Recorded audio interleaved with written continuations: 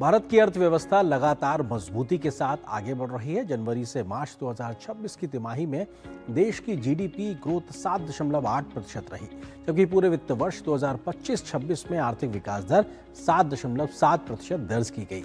केंद्रीय सांख्यिकी मंत्रालय यानी MOSPI के अनुसार ये आंकड़ा फरवरी में लगाए गए 7.6% के अनुमान से भी बेहतर है।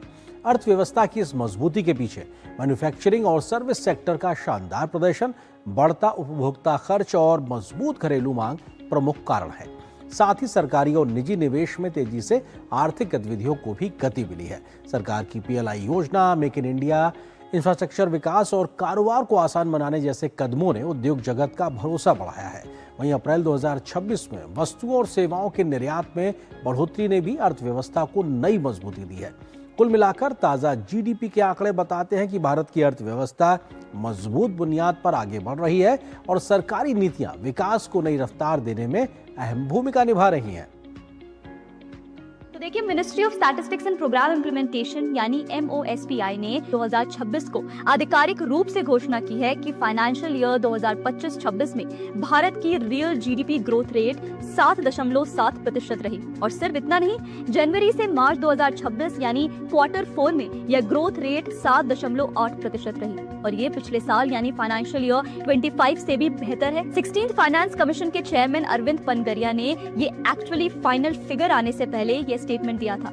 उन्होंने 27 मई 2026 में GDP ग्रोथ पर अपने बयान दिए, जो 7.7% के GDP नंबर के साथ पूरी तरह से मैच करते हैं। मई में पनगरिया ने कहा कि इंडिया का इकोनॉमी क्वाइट रोबस्ट है और किसी क्राइसिस में नहीं है, जैसा कि कुछ लोग कह रहे हैं। अरविंद पनगरिया ने साफ कहा, I personally think the economy is quite robust. I don't see that there is a crisis in the economy as some are saying. उन्होंने आगे ये भी कहा, at that time our growth was faltering, inflation was double digit, current account deficit was about 3 to 4%. So there is no comparison between that situation and today's situation. उसी interview में ये भी बताया गया कि भारत की ग्रोथ पिछले 3 साल में औसतन 7% प्लस रही है और इकोनॉमी फंडामेंटल्स मजबूत है। उनका कहना था कि वेस्ट एशिया क्राइसिस के कारण ऑयल प्राइसेस बढ़ने से ग्रोथ पर असर पड़ सकता है। अगर क्राइसिस जल्दी खत्म हो तो ग्रोथ 6.5% तक जा सकती है और अगर पूरा साल चले तो 6% हो सकती है, लेकिन फंडामेंटल्स स्ट्रॉन्ग है। उनका कहना है कि इंडिया 7% से ऊपर ग्रोथ कर सकता है 2025-26 में रिफॉर्म्स की वजह से और 9% तक भी पहुंच सकता है 5 साल में अगर और रिफॉर्म्स किए जाए। मतलब फाइनल आंकड़ों के अनुसार रियल GDP अब 323.12 लाख करोड़ है, जबकि 2024-25 में ये 299.89 लाख करोड़ थी। मतलब एक साल में 23 लाख करोड़ से ज्यादा की बढ़त। नॉमिनल GDP यानी करंट प्राइसेस पर GDP अब 346.36 लाख करोड़ है, जो 8.9% की बढ़त दर्शाती है। एग्रीकल्चर से लेकर मैन्युफैक्चरिंग तक हर सेक्टर ने कंट्रीब्यूट किया है। जमीनी हकीकत देखें तो कमर्शियल व्हीकल्स की बिक्री सालाना 12.6% बढ़ी, फूड ग्रेन प्रोडक्शन 5.3% ऊपर गया और exports of goods and services 9.3% बढ़े। इन्फ्लेशन की बात करें तो RBI ने 2026-27 के लिए रिटेल इन्फ्लेशन रेट 4.6% रहने का अनुमान लगाया है, जो RBI के तय 4% टारगेट के बहुत करीब है और स्टेबल है। हेडलाइन इन्फ्लेशन 2024-25 में घटकर 4.6% हो गई, जो 2018-19 के बाद सबसे कम है। भारत के फॉरेन एक्सचेंज रिजर्व्स $682 बिलियन हैं, जो 11 महीनों के इंपोर्ट्स को पूरा करने के लिए पर्याप्त है।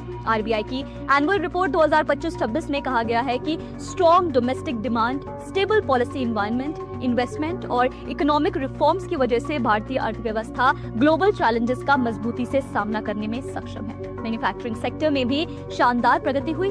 वित्त वर्ष 2026 में Q1 में 7.72% और Q2 में 9.13% ग्रोथ रही। गवर्नमेंट कैपिटल एक्सपेंडिचर वित्त वर्ष 2018 में 2.63 लाख करोड़ रुपए से बढ़कर वित्त वर्ष 2026 में 11.21 लाख करोड़ रुपए हो गया, जो 4.2 गुना की बढ़ोतरी है। पिछले 12 वर्षों में देखिए सर्विसेज एक्सपोर्ट 2 गुने से भी ज्यादा हुआ। 2013-14 में $152 बिलियन से बढ़कर 2024-25 में $341 बिलियन हो गया।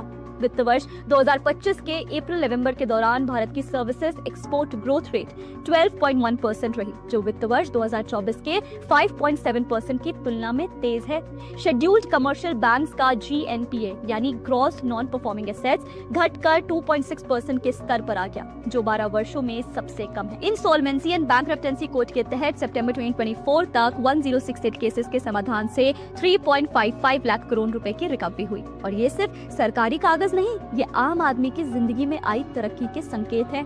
तो जो सुनामी का डर दिखाया गया था, वो असल में भारत की इकोनॉमिक स्ट्रेंथ की लहर निकली। दुनिया की सबसे बड़ी अर्थव्यवस्थाओं में भारत सबसे तेज रफ्तार से दौड़ रहा है और ये रुकने वाला नहीं।